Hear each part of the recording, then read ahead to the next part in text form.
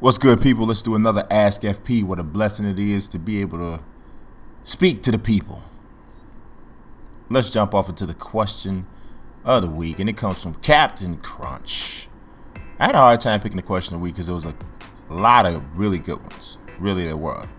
But he wants to ask, do you think the CM Punk will ever return to the WWE, and if so, when? It's easy to say, all of them, they always come back and that sort of thing, because that's usually been the case. But I'm going to tell you, I don't think Punk is going to be coming back. And the reason why is because most of the guys and girls or whatever that come back to the WWE after a while, usually they come back out of a need.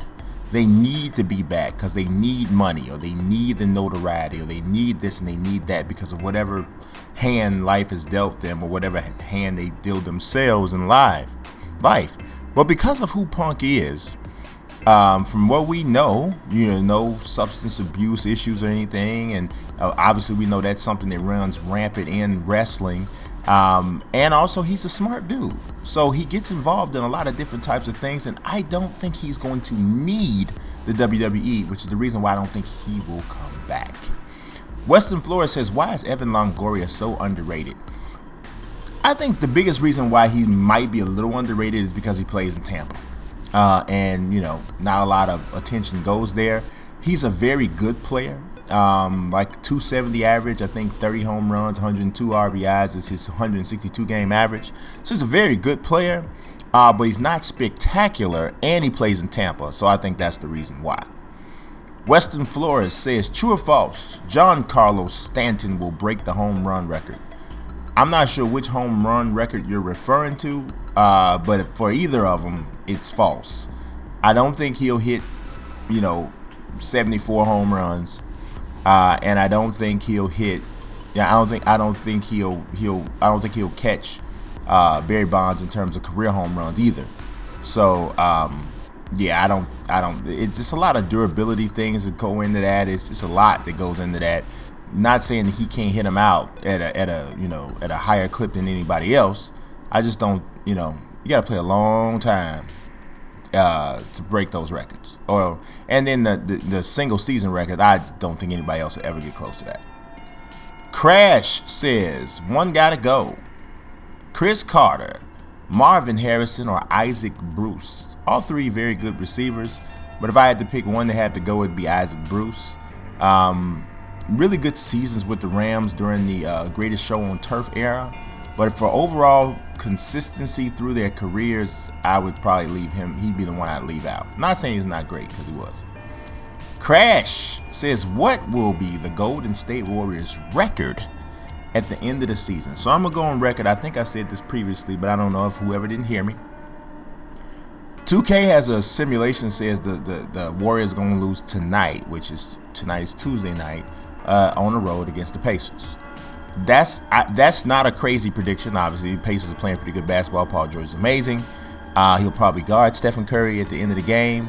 But my pick is for December 12th, I think it is, at Milwaukee, because it's the second half of a back-to-back on the road, and I think that's the best opportunity for a team to knock them off.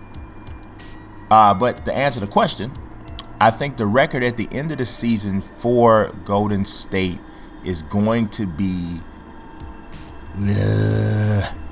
let's go with 68-14. All right up there close to the record. I just don't know if they're going to get that record. Weston Flores says, was Bo Jackson a better baseball player or football player? He was a really good baseball player, struck out a lot, some raw skills, raw power, good speed, but football, he was, I believe, could have been the best running back of all time had he dedicated his career only to football and played just that. So I think he was better at football. Dondre Baker. I think you're new, Dondre. Welcome to Ask FP, sir. Do you think Kobe will pull a Jordan and play professional soccer for a few years? I think that might say. I'm not sure. That last part is not in English, or a few of the words are. I don't. I don't think Kobe loves soccer the way Mike liked baseball. And then the biggest thing is, when Michael retired and played baseball, he was physically okay. You know, he wasn't away from basketball because he physically couldn't play the game anymore. Kobe is leaving because he physically is breaking down. And I think that's the biggest difference. So he's not going to be able to go play any other sport either. Africa's internet. Alrighty then. Well, there you go. Says, will Byron Buxton break out this year or will he stay around 210? I think he'll hit more than 210. I don't know if he'll get up to his potential, which is probably an over 300 hitter. But something like 250 sounds like that might be around from what I saw of him. He needs to learn to use his legs more, hit the ball on the ground a little bit more, so he can use that speed to, get on base, more infield hits and that sort of thing. You'd be surprised at how that can affect overall hitting because pitchers start to pitch you differently. You get different types of pitches, and, he may be able to put some other stuff and play hard even when he's not putting it on the ground and beating stuff out. Deontay Rose says, shouldn't USA Network sit down with WWE and tell them to improve the products so ratings would improve? Well, obviously, the USA Network may have some concerns with the ratings dropping for the WWE, for WWE Raw. He also says, blessings. Thank you, sir. But I don't know that they're going to get involved with them in terms of a conversation about creativity or creatively.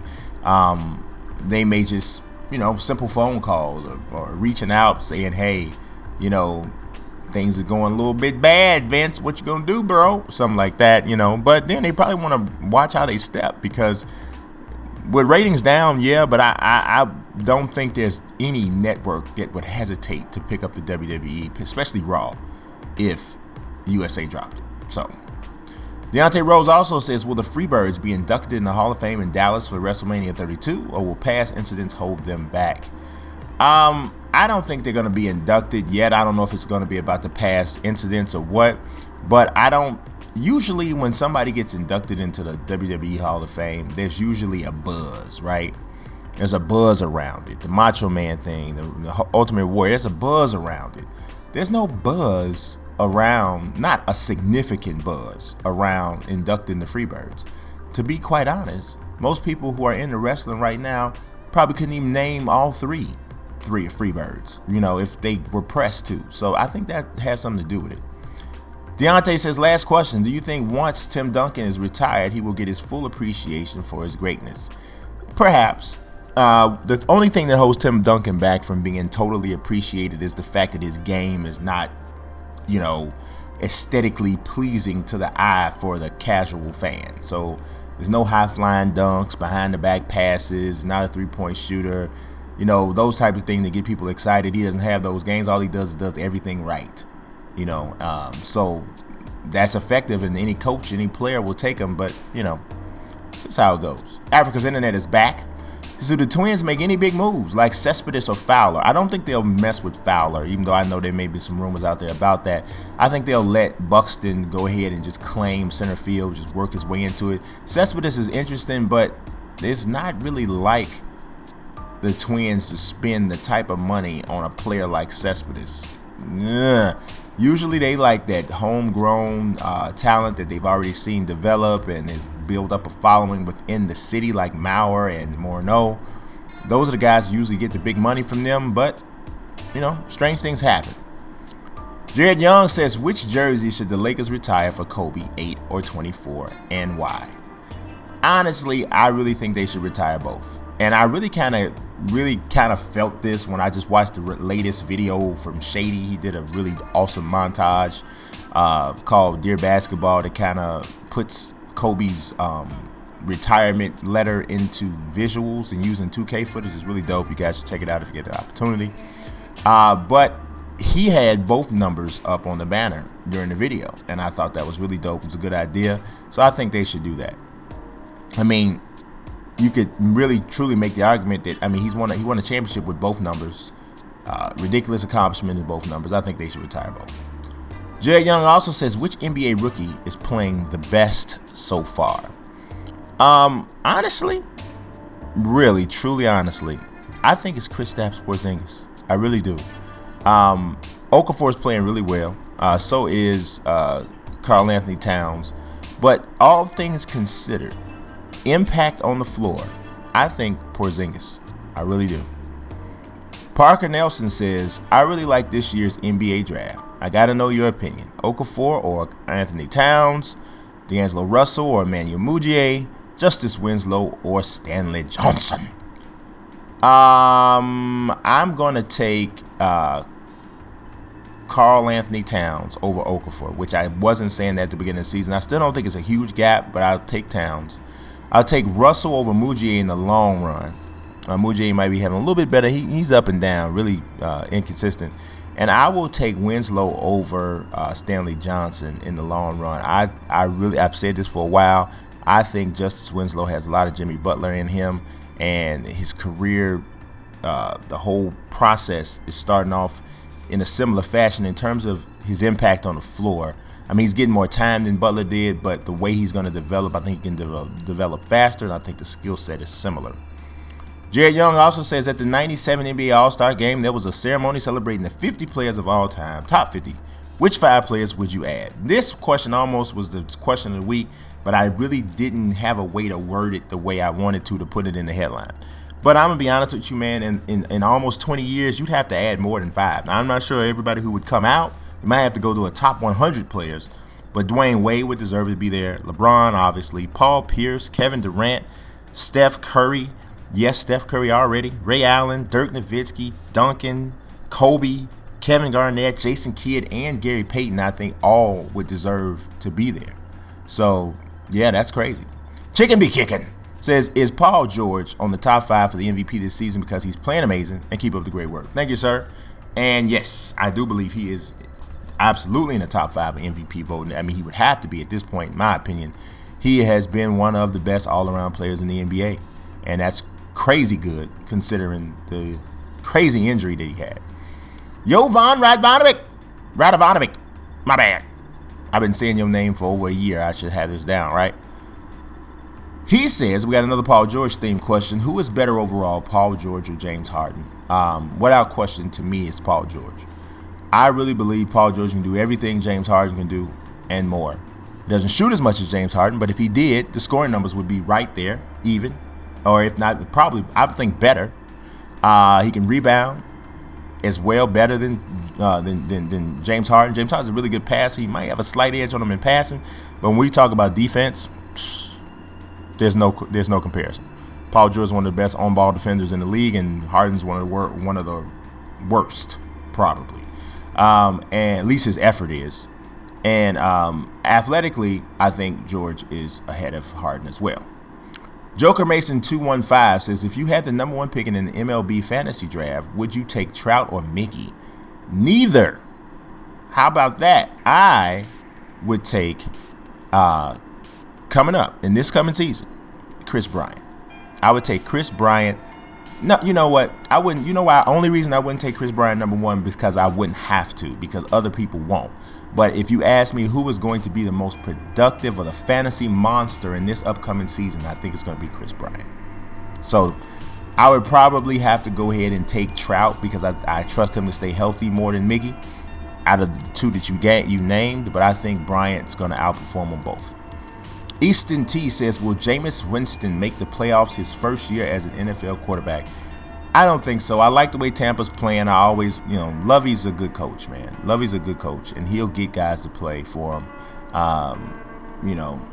He's a good coach. But I don't think they're going to make it this year. I think next year's the year that Tampa returns to the playoffs. Matt Prizzy, he said, would you rather an athlete announce their retirement before, during, or after the season is over? I mean, it kind of doesn't matter. I mean, I've seen it happen in all different types of situations. Ray Lewis, I think, announced it right before the playoffs, and they went on to a Super Bowl run. I've seen people announce it before the season, and that's whatever. Kobe did it before and during the middle of the season. After the season is kind of, I don't really like after the season so much because I like players to get celebrated when they're great, and that kind of takes it away from the fans. But but I don't necessarily need to go overboard like it did with Kareem. Kareem, every city he went to, the people giving him motorcycles, crock pots, all kinds of crap was going on, right? Matt Price says, who are the NFL coaches on the hot seat? Well, I mean, it's really, I don't want to say, like, how long is the leash for Mike McCarthy at some, if the Packers continue to just spiral, and when they don't get the lucky, Hail Mary, if they spiral, what happens? Do people start talking about Mike McCarthy? I mean, does that happen? And then in Detroit, obviously, with Jim Caldwell, that's definitely a place that you got to look and say whatever. I think John Fox is cool. Chip Kelly absolutely is on. I think he's probably popped. Mike Patine in Cleveland is probably popped. Those are the ones that jump out to me. Matt Price says Matt Price says, who's more hated while at Duke, J.J. Redick or Christian Laettner? While at Duke, J.J. Redick. Probably in retrospect, oh my God, who likes Christian Laettner? Nobody likes Christian Laettner. Like, I don't know sometimes if Christian Laettner likes Christian Laettner. I mean, it's like, oh my God, But, he was a great player, though. I mean, he was a beast. But I think while there, J.J. Redick went through some crazy stuff, while, in terms of hate. But later on, I think Laettner's hate lasted longer. Matt Price, more impressive Iron Man streak. This is a really good question. AC Green with 1,100, almost 1,200 straight games. Brett Favre with 321, or Cal Ripken's 2,632. Now you see the big number there, and you would say, "Oh, Cal Ripken," but I think it's Brett Favre, because 321 games straight of football, and you getting hit like Favre. That's crazy. That's crazy. And so I think his is the most impressive because of the rigors of the sport. Just me. I think AC Green's is probably third in that whole thing.